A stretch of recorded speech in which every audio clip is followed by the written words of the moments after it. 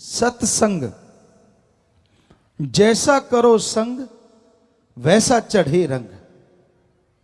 जैसा आप संग करते हैं वैसा रंग चढ़ जाता है। कहते हैं खरबूजे को देख के खरबूजा रंग पकड़ता है। किसान भाई जो माली हैं उनमें ये बात मशहूर है। जैसे भी लोगों की सोहबत आप करोगे उसका असर लाजमी होने वाला है। आप जुआ नहीं खेलते पर रोज अगर जुआ खेलने वालों के पास बैठते हो तो क्या पता आपका मन कब ललचा जाए। यार ये तो काम ही बड़ा आसान है, पत्ते लगाए नोट ही नोट। ये नहीं पता कि महाभारत का कारण एक जुआ भी था, वो ध्यान में नहीं। तो संग का रंग लाजमी चढ़ता है। और सत्संग यहां ओम हरि अल्लाह मालिक परमात्मा की बात होती हो, यहां मालिक से मिलने का संदेश दिया जाता हो, उसे सत्संग कहा जाता है। वहां आके अगर कोई बैठे सुने और अमल कर ले, जन्मों जन्मों के पाप कर्म कटते हैं।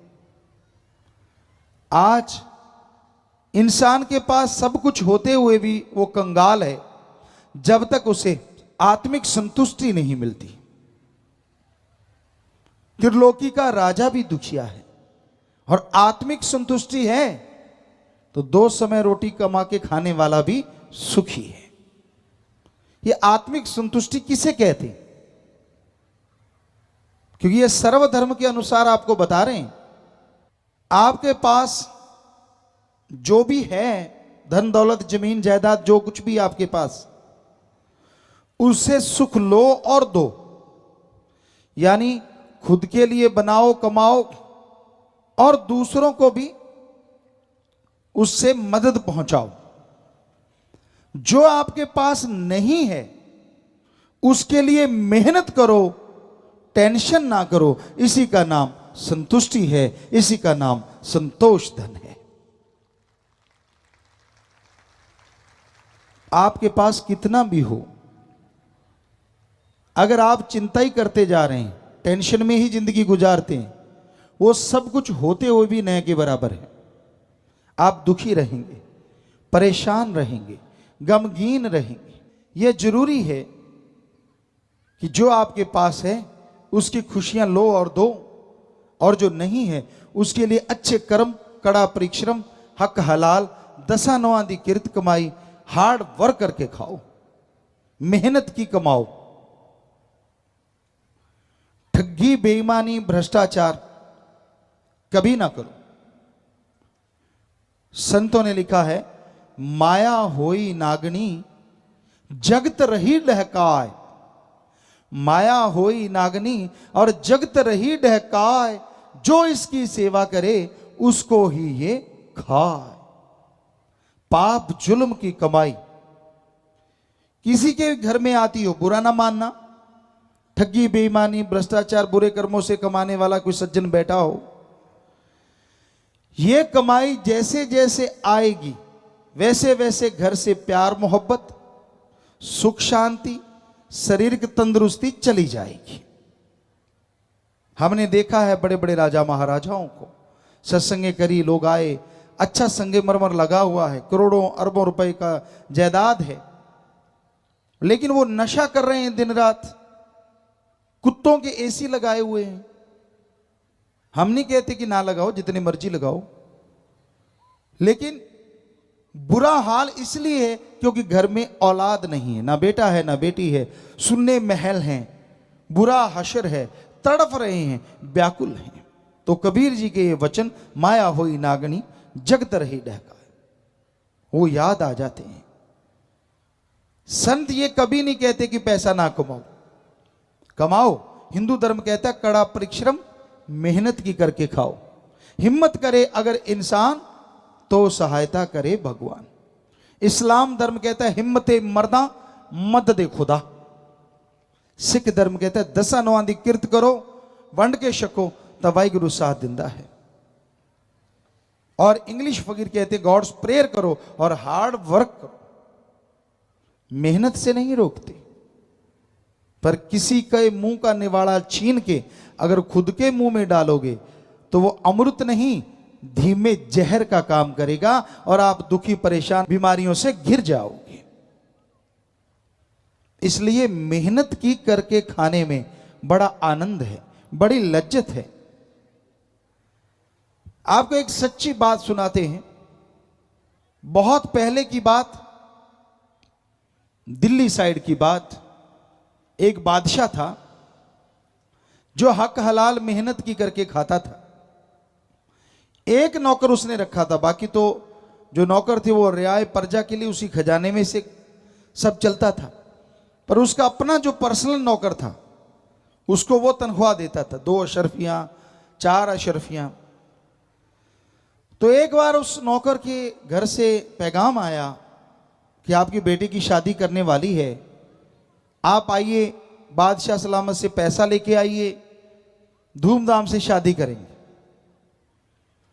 अब उस सज्जन ने, पता था, घर वालों को तो पता नहीं था, उसने सोचा मेरी 3-5-6 महीनों की तो तनख्वाह अभी बकाया है, अब मुझे फकीर ये राजा क्या देगा, चलो फिर भी राजा है तो इसी का सब कुछ। उसने राजा से कहा, हे राजा, हे महाराज, मेरी बेटी की शादी है, आपके पास तो बहुत सामान है, तो आप मुझे पैसा दीजिए, मैं जाके शादी करूं। बादशाह कहने लगा, तू तो सब जानता है, तू मेरा नौकर है और मेरे पास इतना पैसा नहीं है, मैं कुछ अशरफियां कमाता हूं और तेरा मैंने पहले भी नहीं दिया, मैं कोशिश करता हूं तुझे कुछ दे पाऊं। देखा तो सोने की 2 अशरफियां। बादशाह कहने लगा, ये मेरे पास बकाया है, ये तू ले जा। हम नौकर बादशाह के सामने क्या बोले, चुपचाप अशरफियां ले लिया, चल पड़ा। दिल में बड़े उतार चढ़ाव, अच्छे महाराज की सेवा कर रहे हैं, इतने बड़ा राजा, इतना बड़ा महाराजा, और दिया क्या, सिर्फ 2 अशरफियां। बादशाह कहने लगा, है तो ये 2, पर है ये मेरे खून पसीने की कमाई, तू लेके जा, मालिक ने चाहा तो बरकत होगी। तो वो चला गया नौकर। 1 दिन 2 दिन, काफी दूर था, तो जाते जब उस जाने लगा तो उसने सोचा, और तो इसका क्या करेंगे, कुछ ले भी नहीं सकते, क्यों ना यहां से अनार वगैरह ले लें, जो कि और जगहों पे नहीं होती। उस एक बीच में जो राज्य आया उसमें से उसने अनार ले लिए, चल पड़ा अपने देश की ओर, अपने मुल्क की ओर। तो वो 2 रातें 3 रातें गुजार के जब एक जगह पहुंचा तो वहां अनाउंसमेंट, मुनियादी हो रही थी कि दे सकता है, तो बादशाह उसे मुंह मांगा मोल देगा। वो आदमी कहने लगा, भाई कहां है आपका राज दरबार, मुझे लेके चलो। कहता, तू क्या कर देगा? कहता, मैं बादशाह की बेटी को ठीक कर दूंगा। बादशाह के दरबार में पहुंचे, कहने लगे, जी ये लड़का कह रहा है कि मैं बादशाह की बेटी को ठीक कर दूंगा। कहने लगा, बादशाह सलामत, मैं कोई जादूगर तो हो नहीं, आपने अनाउंसमेंट की अनार चाहिए, मेरे पास अनार है, अगर मैं वहां बोल देता कि अनार है तो मैं यहां नहीं पहुंच पाता, अनार जरूर पहुंच जाते, क्योंकि वो नौकर या जो अनाउंसमेंट कर रहे थे छीन के मेरे से ले आते।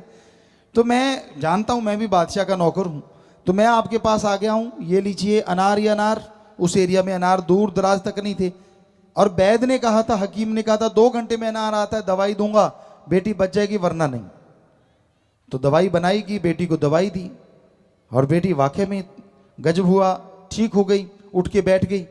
बादशाह बड़ा खुश हुआ, कहने लगा, तू अनार लेके क्या कर रहा था और किधर जा रहा था?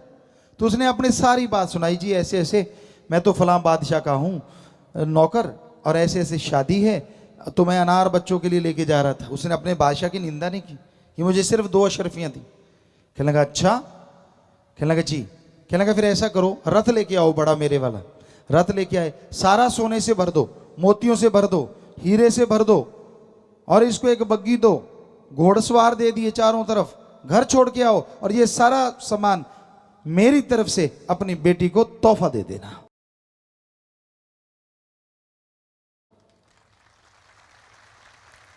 अब उस नौकर की आंखें भर आई, रोने लगा और अपने राजा को याद करने लगा, वाकई हक हलाल में जो मजा है ना, और जो बरकत है, कहने लगा, वो किसी और चीज में हो ही नहीं सकती। मेरे पास तो सिर्फ 2 अशरफियां थी और आज रथ भर के जा रहा हूं।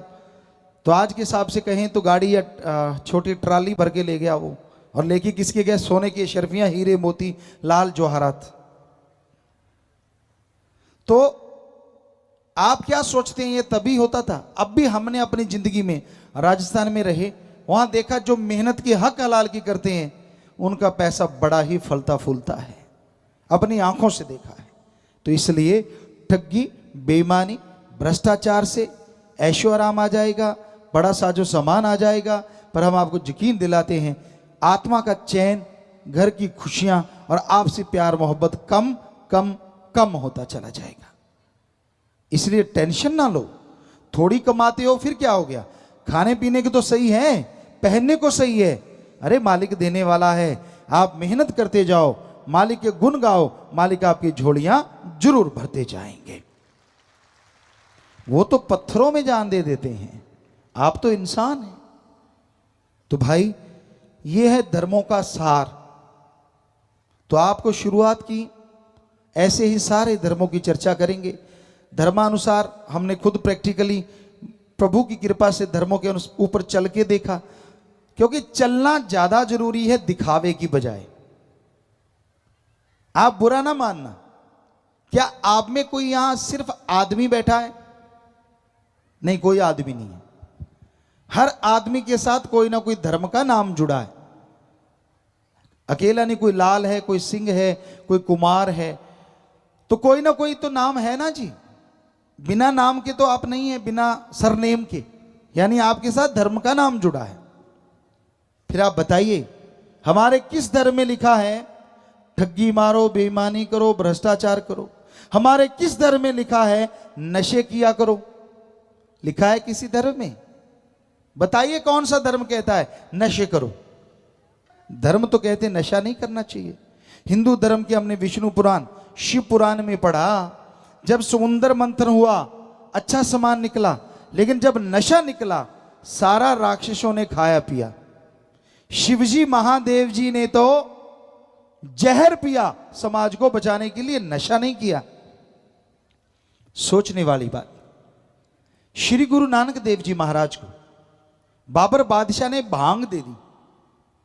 बड़ा गुस्सा आया उनको और बोला कि मर्दाने रबाब बजा। और फिर क्या गाया? पोस्त पंग अफीम मद, नशा उतर जाए पर बात, नाम कुमारी नानका चढ़ी रहे दिन रात। पोस्त, भांग, अफीम, शराब, शाम की सुबह सुबह की शाम उतर जाती है, ये तो गंदगी भरे नशे हैं। अरे नशा करना है तो अल्लाह वाहिगुरु राम के नाम का करो। एक बार चढ़ गया इस जहान तो क्या अगले जहान में नहीं उतरेगा।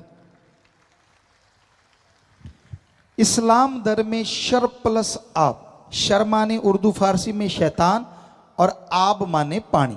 अल्लाह की इबादत करने वालों, शराब शैतान का पानी है, नशे खाना है, करना मत, पीना खाना मत, वरना की गई इबादत खाक में मिलेगी, दोजक में जलोगे। ईसाई धर्म में लिखा है वो नशे कभी ना करो जो गॉड से दूर करें, गॉड्स प्रेयर का नशा करो जो गॉड के करीब करे। तो सारे धर्मों में नशे तो मना है। जरा सोचिए, पूछिए अपने आप से, आप जिस धर्म के कपड़े पहनते हो, जिस धर्म के चेहरे पे आपने निशानियां रख रखी हैं, क्या वाकई उस धर्म के काम भी करते हो? अगर करते हो तो आप नशा नहीं कर सकते, ठगी बेईमानी भ्रष्टाचार नहीं कर सकते, किसी का हक मार के नहीं खा सकते। ये धर्मों में शरेआम सभी धर्मों में मना है। तो भाई आज का युग कलयुग है। काल समय को कहा जाता है, लेकिन रूहानियत में काल नेगेटिव पावर को कहा जाता है, बुराई की शक्ति, बुराई की ताकत, और अच्छाई की ताकत को कहा जाता है दयाल। ईश्वर, ओम, हरि, अल्लाह, गॉड, राम, देवा, बहुत से नाम हैं। तो आप अगर धर्म के कपड़े पहनते हो, धर्म के चिन्ह रखते हो, तो आपसे हाथ जोड़ के विनती है, जो भी आपका धर्म है सिर्फ कपड़े उसके ना पहनो, उस धर्म को मान के देखो, हम गारंटी देते आपको खुशियां जरूर आएंगी। लोग पता क्या कहते हैं? हम धर्म को मानते हैं पर धर्म की बात को नहीं मानते। मजा तो है ना, धर्म को मानो लेकिन धर्म की बात को उससे भी ज्यादा मानो, फिर देखो आप कैसे नजारे लूटेंगे और जो उसमें लिखा है सब आपको जरूर मिलेगा। धर्म शब्द का मतलब है धारण करना, ग्रहण करना।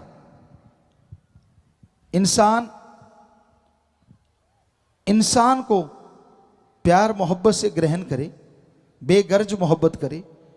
इंसान अल्लाह वाहिगुरु मालिक के नाम को ग्रहण करे, इसी का नाम धर्म है। तोड़ना नहीं, धर्म का नाम जोड़ना है। तो इसलिए धर्म के कार्य करो, पीर फकीरों के वचनों पे अमल करो। जब आप अमल नहीं करते, वचन नहीं मानते, फिर उसकी बेआवाज लाठी चलती है, आवाज ही आवाज रह जाती, फिर कुछ बकाया नहीं रहता। इसलिए आप किसी भी लोभ लालच, किसी भी बुरे कर्म में अगर फंस जाते हैं और बुरा कर्म करते हैं, लापरवाहियां करते हैं, तो लेने के देने पड़ते हैं और इंसान दुखी होता है। अच्छा है तो लेने के देने पड़ते हैं और इंसान दुखी होता है। अच्छा है बुरे कर्मों को किनारा कर दो। अच्छा है ईश्वर के नाम से, अल्लाह के नाम से अपने आप को जोड़ के रखो। उससे आपके अंदर एक ताकत आएगी, एक सुकून आएगा, एक आनंद चैन आएगा, एक लज्जत आएगी जो लिख बोल के बताई नहीं जा सकती। तो इसलिए आप जितने भी धर्मों के लोग आए हैं, हम आपको एक गारंटी दे सकते हैं, हमारे कहने से अगर आज इसी मिनट आप अपने धर्म को मानना शुरू कर दोगे तो अगले मिनट इस धरती पे प्यार मोहब्बत की गंगा बहनी शुरू हो जाएगी। क्योंकि धर्मों में तोड़ना नहीं, जोड़ना लिखा है, नफरत नहीं, प्यार मोहब्बत लिखा है। लोग पढ़ते नहीं हैं। यहां पता नहीं कितने लोग होंगे जिन्होंने धर्मों का नकाब, कपड़े तो पहन रखे हैं, जैसे माँ बाप पहनते हैं वैसे उन्होंने पहन लिए, जैसा उन्होंने सिखाया वैसी भाषा सीख गए। अब मालिक की तरफ से तो कुछ नहीं होता। अगर आपको यकीन नहीं तो आपको एक बात कह रहे हैं कि बच्चा जन्म लेते ही, मान लीजिए किसी हिंदू परिवार में बच्चे ने जन्म लिया और जन्म लेते ही वो मुसलमान समाज में चला जाए, वहां बड़ा हो, जन्म लेते ही चला गया, बताइए बड़ा होके वो हिंदू बनेगा या मुसलमान? नेचुरली मुसलमान बनेगा, क्योंकि वही भाषा सीखेगा, वही खान पान सीखेगा। और ऐसे ही कोई ईसाई धर्म में बच्चा पैदा होता है और जन्म लेते ही सिख धर्म में ले आए, तो बताइए बड़ा होके वो ईसाई बनेगा? जी नहीं, वो सिख धर्म का ही बनेगा। यानी जन्म लेते ही बच्चे का कोई धर्म जात मजहब नहीं होता। मां बाप पहले गुरु होते हैं, जैसा बोलते हैं, जैसा खाते पीते हैं, बच्चा वैसा ही सीखता चला जाता है। यह सच है 100%। तो मालिक ने कुछ अलग नहीं दिया होता, तो इसका मतलब हम सब एक हैं, ये तो सच है, धर्मों में लिखा सच है। पर इंसान मानता क्यों नहीं? और नहीं मानता फिर दुखी होता रहता है, परेशान होता रहता है। अगर धर्म का नकाब पहन के धर्म की बातों को नहीं मानते तो आप एक तरह से गुनाह कर रहे हैं, पाप कर रहे हैं, धर्म की धज्जियां उड़ा रहे हैं। उसका दुख तो आपको आएगा ही आएगा। मालिक का नाम लेने से बेइंतहा खुशियां मिलती हैं।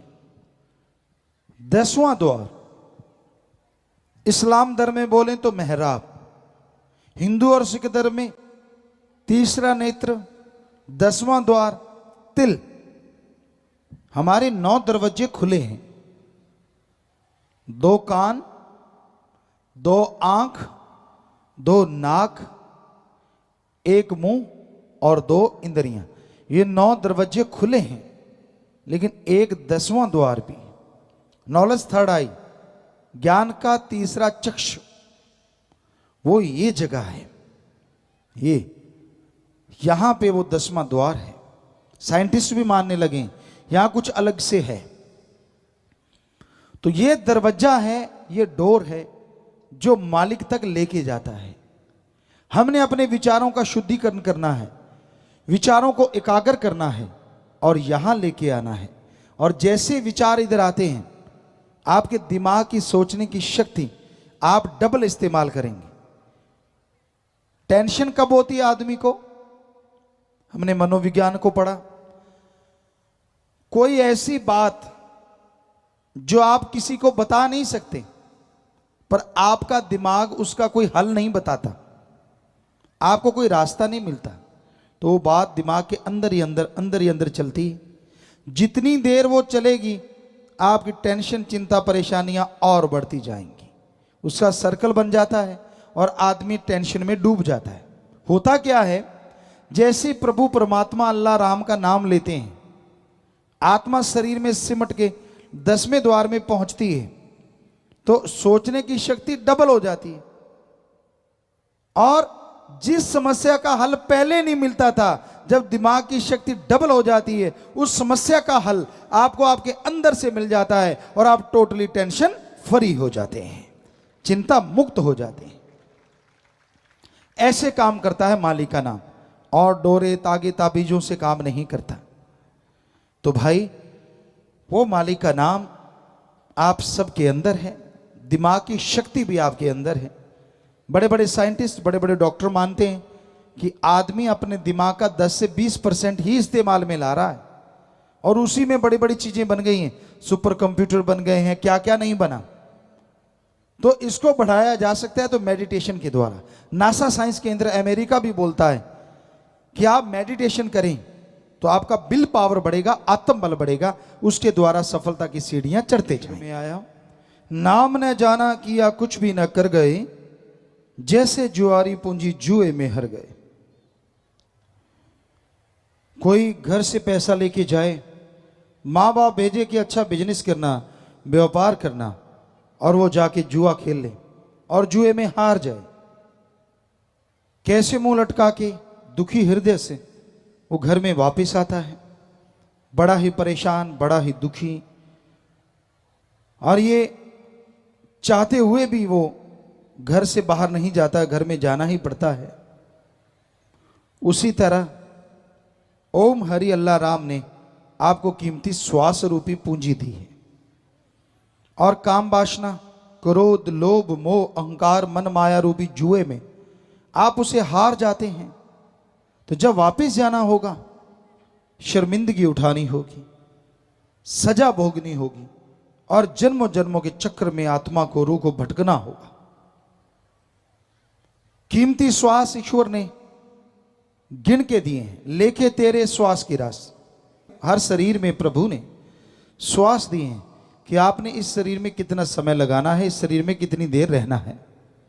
लेके तेरे श्वास गिरास, वो समय आत्मा को शरीर में रहना पड़ता है, और जितनी देर आत्मा शरीर में है, उतनी देर शरीर की कदरो कीमत।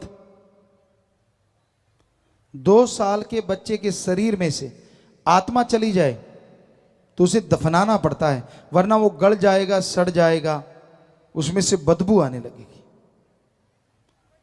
और यही आत्मा 100 साल के शरीर में अगर विराजमान है, मौजूद है, वो शरीर भी बिल्कुल चलता फिरता है, लोग उसका सत्कार करते हैं, इज्जत करते हैं। यानी आत्मा से ही शरीर की कदर कीमत है।